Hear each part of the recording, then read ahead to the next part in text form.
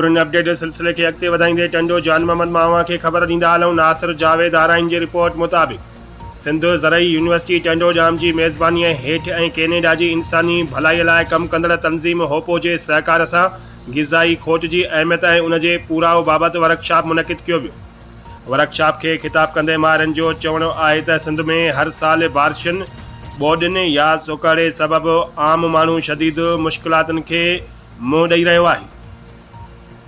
ख़ासि तौर ते अहिड़ी सूरत हाल दौरान ग़रीब माण्हुनि खे खुराक जी खोट ऐं ग़िज़ायत खाधो मुयसरु न हुजण जा मसइला दरपेश अचनि था।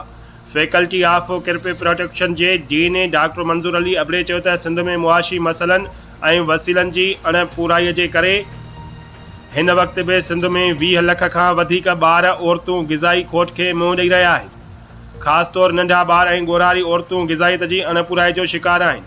हुन चयो त होपो पारां कोटो गुलाम अहमद लगे महाजर गोठ में वापदादी ना आली सबब गरीब औरत जी 5 लखन जी में तड़पी पहुंची वई। वापदादी ना आली के करे डेंगान रस्तो लगे महाजर गोठ में वींदड़ तार अचानक किरी पई, जंहिंजे नतीजे में करंट लॻण सबब गरीब औरत जी 5 लखन जी में मरी वई। ॻोठाणनि सामारो